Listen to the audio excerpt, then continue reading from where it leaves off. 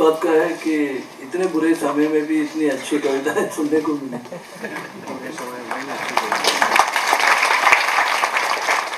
इस बुरे वक्त में, बुरे समय में बहुत सी चीज़ें बुरी हुई हैं, खराब हुई हैं। और मेरा संघर्ष हमेशा ये रहा कि मैं मेरी कविताओं को खराब होने से कैसे बचाऊं, लेकिन बचा नहीं पाया। मैं जिस तरह का रोमान मेरी पहली कविताओं में था वो लगभग समाप्त हो चुका है। वो रोमान नहीं है, अब वो बार बार आना जाता है, उसमें बुरी राजनीति आ जाती है, जबकि मैं चाहता हूँ कि मेरी कविता में अच्छी राजनीति आए, लेकिन हो नहीं पा रहा है। कई वर्षों से नहीं हो पा रहा है। ऐसी टूटी फूटी कविताएं हैं मेरे पास, उनमें से मैं आपको सुनाता हूँ। हाथ, ये कविता 50,000 होम गार्ड्स को नौकरी से निकालने के बाद लिखी गई। हमारी भाषा का सबसे निर्मम वाक्य है, कल से तुम काम पर मत आना।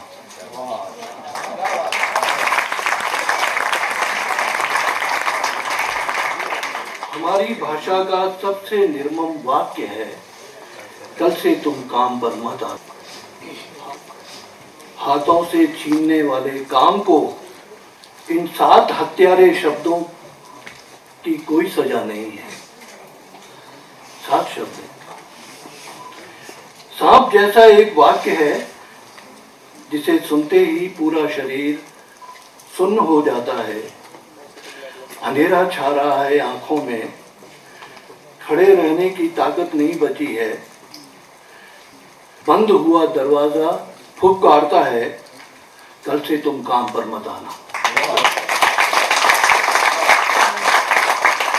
7 शब्द और शायद कुल मिलाकर 7 आदमी होंगे जो इतने हत्यारे और सत्ता के भूखे कि काम करते मनुष्यों के हाथों को पल भर में निर्जीव कर देते हैं। सिर्फ 7 लोग होंगे। किनके पास क्या है? पत्रकार, एंकर, विमर्शकार, लेकिन उनके तो हाथ बंधे हैं। कभी भी छीनी जा सकती हैं उनकी नौकरियां। ये नई नई नीतियां मालिकों के फायदे के लिए हैं, कामगारों के लिए नहीं है। मृत्यु जैसी संपूर्ण दुर्घटना के अभ्यस्त हो चुके हैं हमारे लोग।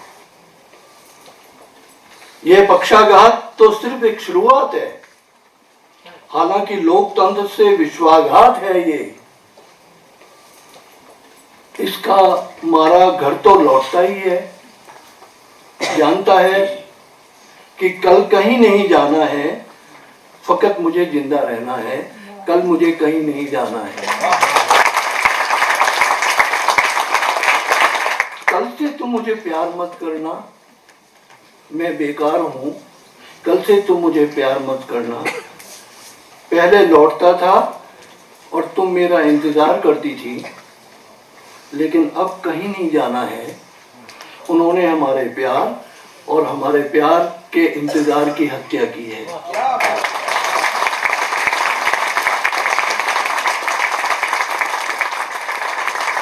केवल 7 शब्द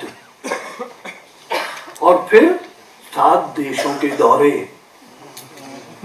मुश्किल से वे 7 लोग होंगे जिन्होंने तहस-नहस कर दिया हमारा जीवन। वे इन हाथों से बनाई हमारी सीढ़ियों पर चढ़ते गए और जब सबसे ऊपर चढ़ गए तो फेंक दी वह सीढ़ी हमारे सिर पर। बहुत बारीक है ये शब्द जो लोकतंत्र की अनिवार्य शर्तों, मजबूरियों का बखान करते हैं। दूसरे देशों से मधुर संबंध बनाए रखने की नीतियों का गुणगान करते हैं। लेकिन इन हाथों का क्या करें जो इतने लकवाग्रस्त हैं कि खुदकशी के लिए भी नहीं उठ सकते। सबसे कठोर है ये सच्चाई कि हमारे टुकड़े टुकड़े हुई यह जिंदगी अब किसी के काम नहीं आएगी। दूसरी कविता, तंदूर। बर्बर यूं ही नहीं आए थे, हमने उन्हें बुलाया था।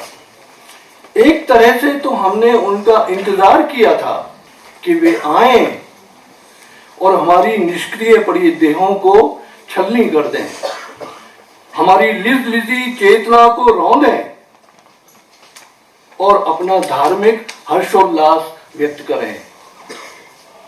बर्बर यूं ही नहीं आए थे।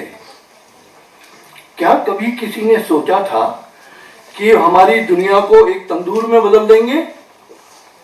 रोज बरोज कुछ ऐसा हिंसक करेंगे कि हम गांधी को याद करेंगे। क्या कभी किसी ने सोचा था कि वे हमारी दुनिया को एक तंदूर में बदल देंगे? रोज बरोज कुछ ऐसा हिंसक करेंगे कि हम गांधी को याद करेंगे। यूं तो वे भी गांधी का नाम लेते हैं, क्योंकि गांधी से बढ़कर कोई निहत्थे होने का प्रमाण नहीं हो सकता। कोई तर्क या ढाल नहीं हो सकती जो उन्हें सच्चा साबित कर दे। इसीलिए वे गांधी का नाम लेते हैं।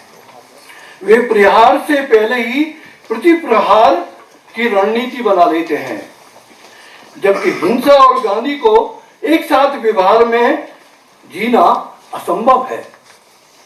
जबकि हिंसा और गांधी को एक साथ व्यवहार में जीना असंभव है, लेकिन हिंसा के बाद गांधी को पूजना तो संभव है। आइए दोस्तों, अब गांधी के नाम पर उपवास करें। मुर्दाबाद, मुर्दाबाद, मुर्दाबाद, मुर्दाबाद। एक दो हफ्ते में हर बार चीखना पड़ता है सड़कों पर, मुर्दाबाद, मुर्दाबाद। देखते देखते क्या बना दिया तुमने इस जिंदगी को, देखते देखते तुमने क्या बना दिया इस जिंदगी को। पुलिस इंस्पेक्टर कहता है, अंकल जी अब बस भी करो, घर कोई हो तुम्हारा तो चलते बनो, 5 मिनट में गवर्नर साहब का काफिला इधर से गुजरने वाला है। ये वाकया बिल्कुल असली है। मैं भी था इसमें। पुलिस इंस्पेक्टर कहता है, अंकल जी अब बस भी करो, घर कोई हो तुम्हारा तो चलते बनो, 5 मिनट में गवर्नर साहब का काफिला इधर से गुजरने वाला है। तुम थे भी इस काबिल कि मुर्दा जिंदगी को बड़े अस्पताल के पोस्टमार्टम रूम तक खुद ही ढोते, तुम थे भी इस काबिल। मुर्दाबाद, मुर्दाबाद। फटे बैनर, फटे जूते, दिल ना जाने कब से फटे हुए। फटे बैनर, फटे जूते, दिल न जाने कब से फटे हुए, बिखरे दिमाग और भीतर की दहशत कि ना जाने तानाशाह समय हमारे साथ क्या सलूक करे। और दहशत कि ना जाने ये तानाशाह समय हमारे साथ क्या सलूक करे। एक बूढ़ा पिचका हुआ आटे का कनस्तर बचाव, अलगाव, विस्मृति की बौद्धिक चतुराई में कोहड़े जैसा लुढ़कता भागते यातायात की सर्विस लेन में। मुर्दाबाद, मुर्दाबाद। कहीं कहीं मुक्तिबोध का प्रभाव है।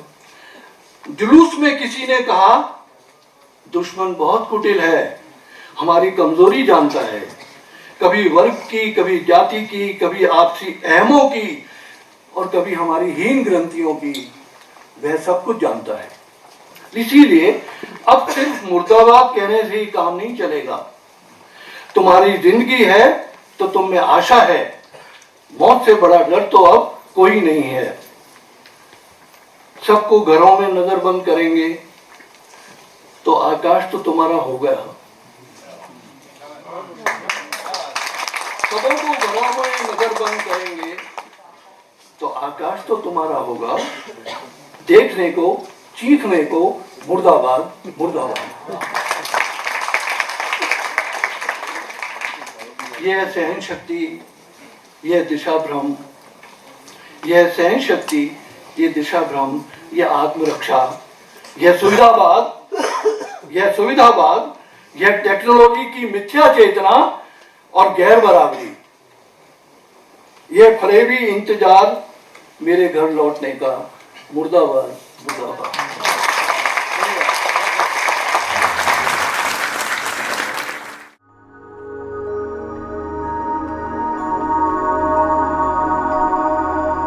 मित्रों, ये शहर भोपाल उन लोगों का है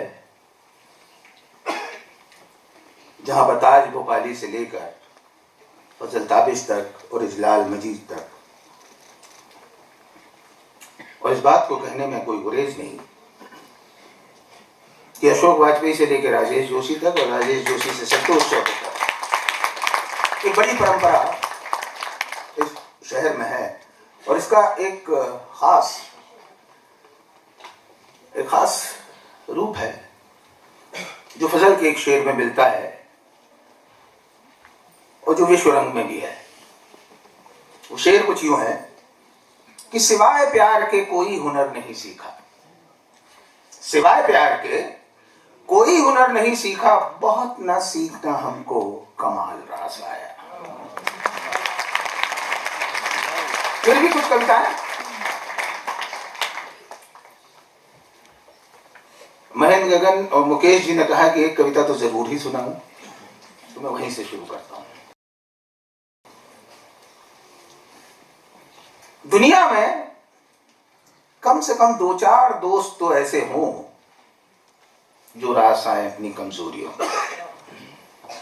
दुनिया में कम से कम 2-4 दोस्त तो ऐसे हों जो रास आए अपनी कमजोरियों में, हंसे इतना खुलकर कि उनमें मक्कारी ना हो, हंसे इतना खुलकर कि उनमें मक्कारी ना हो, बात करें तो बस ठीक सामने, आंखें घूमे ना किसी और तरफ शिकारी सी, बात करें तो बस ठीक सामने, आंखें घूमे ना किसी और तरफ शिकारी सी, करो ये सब भी तो कोई उजर नहीं, इंतजार ना करो किसी की पीठ घूमने का,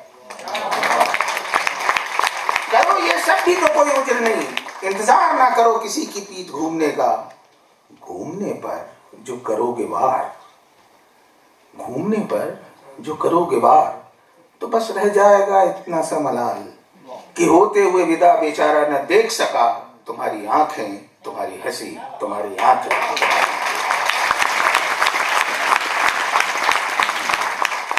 इसी की एक और छोटी सी कविता है। दरअसल मैंने छोटी छोटी कविताएं बहुत लिखी हैं। नहीं नहीं, सांप के काटने से नहीं हुई ये देह नीली, नहीं नहीं, सांप के काटने से नहीं हुई ये देह नीली, कल रात मैं अपने दोस्त के साथ था, कल रात मैं अपने दोस्त। दो एक कविताएं और। ये दुनिया हमने छोड़ दी चोरों के भरोसे, ये दुनिया हमने छोड़ दी चोरों के भरोसे, क्योंकि चोरों को एक होने में समय नहीं लगता, क्योंकि चोरों को एक होने में समय नहीं लगता, और ईमानदार कभी एक नहीं होते, कभी एक कविता और। ये जो इतने युद्ध चल रहे हैं, अभी हमने सीरिया में देखा, उसके पहले अफगानिस्तान में देखा, उसके साथ विस्थापन देखे, तो ये एक रात की कविता है। न गोलियां चल रही हैं, न बम गिर रहे हैं इलाके में, न गोलियां चल रही हैं, न बम गिर रहे हैं इलाके में, न तोपों की आवाज बुलंद है, न अजनबी छायाएं हैं आसपास, हमारा घर आज खौफ में नहीं है, हमारा घर आज खौफ में नहीं है, ना ही कोई बड़ी खबर हमले की आज की रात आज की रात आओ प्यार कर लें जी भरकर, आज की रात आओ प्यार कर लें जी भरकर, न जाने कल ये रात नसीब हो कि ना हो। पर बिना कुछ बताए हुए ये संतोष जी और उनकी उम्र के लोगों के लिए अभी इतनी देर भी नहीं हुई कि आसमान छू ना सके, अभी इतनी देर भी नहीं हुई कि आसमान छू ना सके, कि एक तस्वीर बना ना सकें, कि एक दो गाना लिख ना सकें, कि चटोरेपन में जिंदगी खोज ना सकें, कि चाय घर में दोबारा बैठ ना सकें, कि जो सोचा हो पूरा कर ना सके, कि जो सोचा हो पूरा कर ना सके। यार हम कमान से निकला तीर नहीं, यार हम कमान से निकला तीर नहीं, निकल गया यार हम कमान से निकला तीर नहीं, हम हैं उम्र के मोहताज नहीं, उम्र के मोहताज। आखिरी कविता, इसका शीर्षक है एवं एवं। बार बार माथा फोड़ी करते हुए सोचता हूं अक्सर, एवं तो नहीं हो गया ये सब। बार बार माथा फोड़ी करते हुए सोचता हूं अक्सर, एवं तो नहीं हो गया ये सब। मसलन देखने की दीवानगी इस कदर, मसलन देखने की दीवानगी इस कदर, भले ही चोरी छुपे और पढ़ने की चोरी शुदा ये खत, और पढ़ने की चोरी शुदा ये खत यकीनन इतनी खूबसूरती कि अपने ही पर फिदा होने का ख्याल जो रोज रोज होता है, वही तो नहीं हो गया। बार बार अपने पे फिदा होने का ख्याल जो रोज होता है, वही तो नहीं हो गया। वही तो नहीं हुआ अपनी तरह से हम किनार की खुद को भूलने और उसे बार बार और याद करने का सबब कुछ ऐसा तारी कि ये एहसास का सबब बन बैठा। वही तो ये जादू नहीं हुआ कि मैं किसी पिंजरे का परिंदा हुआ और ये सोने चांदी का नहीं बल्कि एक बया का सा है, मानो मेरी मनमानी तमन्ना गा। वही तो शुरू नहीं हुआ साहब अब जैसे तुम्हारा भी चुपके चुपके ताकना, वही तो नहीं हो गया ऐसा सब जैसे अब तुम्हारा चुपके चुपके ताकना, रूठना और बिसरना और झगड़ना। और अब क्या क्या बताऊं यार, माँ कसम वही तो नहीं हुआ, माँ कसम वही तो नहीं हुआ ये सब। अब चलो एक तरफा सही है फितूर, लेकिन मेरे लिए तो यदि ये पागलपन भी है तो माशाअल्लाह बहुत खूब। अगर मेरे लिए ये पागलपन भी है तो माशाअल्लाह बहुत खूब। और इतना इतना कि हठात कह उठती है ये कायनात, और इतना इतना कि हठात कह उठती है ये कायनात, इंशाअल्लाह इंशाअल्लाह इंशाअल्लाह। शुक्रिया।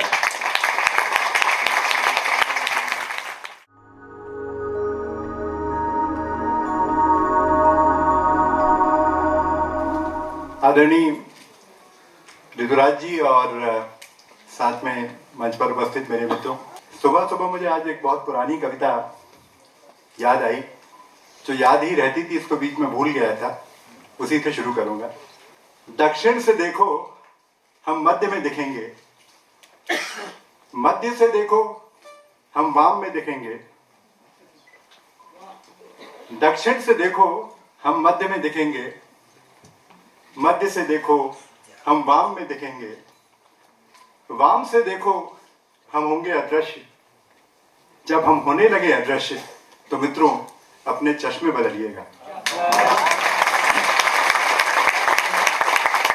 ये कविता बहुत एक समय में काफी हिट हुई और इसका शीर्षक है आना जब मेरे अच्छे दिन हो और ये अच्छे दिन डेफिनेटली प्रधानमंत्री के अच्छे दिन के बहुत पहले लिख दिए गए, तो उससे इसको जोड़ा न जाए। ये कविताओं की एक श्रृंखला है और इसे आप देखेंगे। आना जब मेरे अच्छे दिन हो, इसका नाम है। आना जब मेरे अच्छे दिन हो, जब दिल में निष्कपट ज्योति की तरह जलती हो तुम्हारी क्षीण याद, और नीली लौ की तरह कभी कभी चुभती हो इच्छा। जब दिल में निष्कपट ज्योति की तरह जलती हो तुम्हारी क्षीण याद, और नीली लौ की तरह कभी कभी चुभती हो इच्छा। जब मन के अछूते कोने में सहेजे तुम्हारे चित्र पर चढ़ी न हो धूल की परत। आना जैसे बारिश में अचानक आ जाए कोई अच्छी सी पुस्तक हाथ, या कि गर्मी में छत पर सोते हुए दिखे कोई अच्छा सा सपना।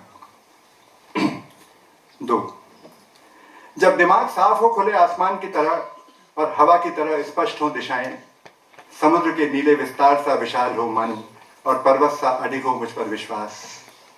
आना तब वेगवान नदी की तरह मुझे बहाने, आना जैसे बादल आते हैं रूठी धरती को मनाने। आना जब शहर में अमन चैन हो और दहशत से अधमरी न हो रही हो सड़कें, जब दूरदर्शन न उगलता हो किसी मदान्ध विश्वनीता द्वारा छेड़े युद्ध की दास्तान। आना जैसे ठंडी हवा का झोंका आया अभी अभी, आना जब युद्ध की समाप्ति की हुई हो घोषणा अभी अभी।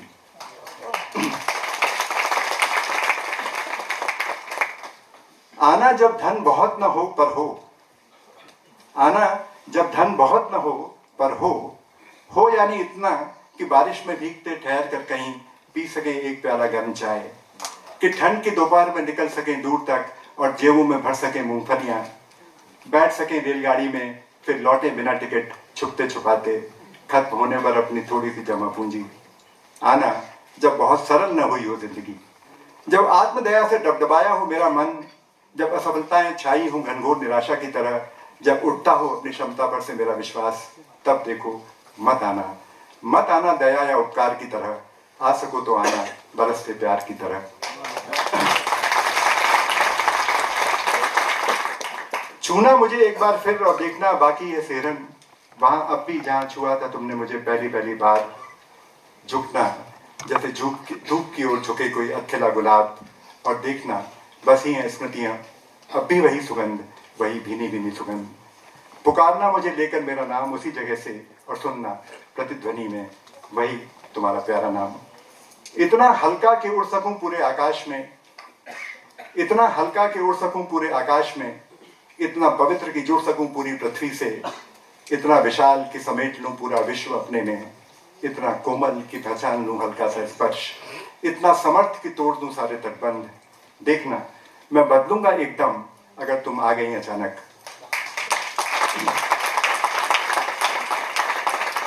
अंतिम है, देखो तुम अब आ भी जाओ, हो सकता है तुम्हारे साथ ही आ जाए मेरे अच्छे दिन। इधर मैंने शब्द युग्मों पर कुछ कविताएं लिखी हैं, उनमें से एक कविता आपको सुनाऊंगा। शब्द युग्म वो हैं जो हमारे जीवन को संतुलित रखते हैं। इसका नाम है छोड़ो यार, इसका बहुत हम प्रयोग करते हैं। पीठ पर प्यार भरी थपकी था, छोड़ो यार। पीठ पर प्यार भरी थपकी था, छोड़ो यार। जीवन की अंतहीन लेकिन निरर्थक लड़ाइयों में दार्शनिक हस्तक्षेप था, छोड़ो यार। अंधेरे रास्तों पर भटकने के बाद अचानक आए रोशनी के चमकते बिंदु की तरह था, छोड़ो यार। दोस्ती की सीमा पर खड़ा परिधि के बाहर की अतल गहराइयों से सावधान करता चेतावनी संकेत था, छोड़ो यार। कभी जीवन में वापस लौटने का आह्वान था और कभी व्यर्थ के संघर्ष से बाहर जाने का रास्ता, छोड़ो यार। अब और क्या कहें छोड़ो यार के बारे में, छोड़ो यार।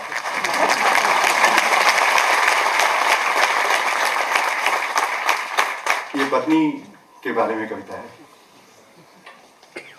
धागा सुई में डाला जैसे हर बार डालती होगी फुर्ती से आर पार। धागा सुई में डाला जैसे हर बार डालती होगी फुर्ती से आर पार। पर इस बार अनुभव था बिल्कुल अलग। सुई अलग थी, धागा अलग। हाथ धीरे से कांपा दिल। अभी कितना कुछ तो रह गया है अपने आसपास पढ़ा अनपढ़ा। कितना कुछ तो बचा है दुनिया में देखा अनदेखा। अभी तो ठीक से किया भी नहीं प्यार। कहाँ बन पाया है ठीक ठीक अपना सारा संसार।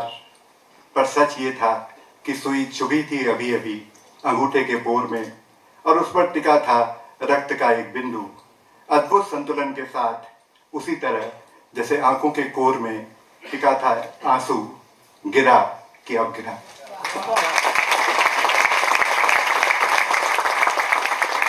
थोड़ा हूं थोड़ा बाहर। इधर घर बनाया है शहर से कुछ दूर। इस तरह थोड़ा शहर में हूं थोड़ा बाहर। इधर घर बनाया है शहर से कुछ दूर। इस तरह थोड़ा शहर में हूं थोड़ा बाहर। लिखता हूं पर रहता हूं गोष्ठियों से दूर। लिखता हूं पर रहता हूं गोष्ठियों से दूर। इस तरह थोड़ा साहित्य में हूं थोड़ा बाहर। अब उम्र पहुंची 50। इस तरह थोड़ा जीवन में हूं थोड़ा बाहर। ये बहुत पुरानी कविता है जो युवावस्था की कविता है। जितना संभव था किया, मसलन पाई अपराध बोध पर विजय। अंधेरी गुफा के पार झांका, देखा आकाश के बीच चलता रास्ता। तारों को टकटकी लगाकर ताका। समय कम था जिया, जितना संभव था किया। प्यार में डूबा नहीं डूबने से बचा। कह दिया खुलकर अगर कोई नहीं जचा। आकाश फटा था सिया, जितना संभव था किया। किताबों में भटका, रास्तों में अटका। कहीं बना जादूगर, कहीं खेल नटका। बहुत बहुत पाया, कहाँ रख पाया। लेना क्या था दिया, जितना संभव था किया। अब एक दूसरे मूड की कविता है। हमारे घरों में जब जो वृद्धजन होते हैं, आज की जीवन शैली में बहुत अकेले पड़ जाते हैं। वो किसी न किसी चीज़ से अपना नाता तो जोड़ते हैं। तो हमारी अम्मा रेडियो उनके सिराने रहता था। ये कविता उसके बारे में है। सिराने रहता था वो उनके किसी दोस्त की तरह, कि जब भी चाहें कर सकें उससे बात। सुबह सवेरे बिस्मिल्लाह खान करते मंगल ध्वनि से उनके दिन की शुरुआत। और फिर हरिओम शरण के भजनों के साथ वे लेती अपनी पहली चाय। हम सोकर उठते उसके पहले वे कर लेती अपने पौधों की देखभाल, संगीत सरिता के शास्त्रीय गीतों का रस लेते हुए। मैं जब भी लौटता घर सुबह की किसी ट्रेन से, वे मिलती मुझे दरवाजे पर जोती बाट, कि उनका दोस्त रेडियो पहले ही सुना चुका होता उन्हें गाड़ी के भोपाल पहुंचने का सही समय। लंबी दोपहरी में जब हम रहते काम पर, वे चौपाल पर सुनती लोकगीत, और अक्सर शाम को लौटने पर सुनाती कोई नीति कथा जिसने गहरे छुआ होता उनका मन। हालांकि पहचानती थी वे समाचार वाचक की आवाज, पर खबरों से चिढ़ थी उन्हें कि इस मरी दुनिया में मची थी अजीब मारकाट। बाढ़, भूकंप और दुर्घटनाएं और आसमान छूती महंगाई चैन नहीं लेने दे रहे थे आदमी को किसी भी तरह। 15 अगस्त और 26 जनवरी अब भी विशेष दिन थे उनके लिए। देशभक्ति के गीत अब भी उन्हें जोश से भरते और याद दिलाते उन पुराने दिनों की, जब दादा के साथ वे भी जाती शाला में झंडा वंदन करने। सुबह सुबह नहाने और साफ सुथरी साड़ी पहनने के बाद वे बैठती रेडियो के सामने और ध्यान से सुनती प्रधानमंत्री और राष्ट्रपति के भाषण, कि सबने मिलकर लड़ी थी आज़ादी की लड़ाई, पर आज़ादी है तो सब कुछ है। तब जब सही समय नहीं था हमारे पास उनसे बात करने के लिए, रेडियो से बांटा उन्होंने अपना अकेलापन। उनके जाने के बाद आज भी रखा है वो उनके सिरहाने, और यकीन मानिए आज भी आती है उसमें से कभी कभी अम्मा की आवाज़।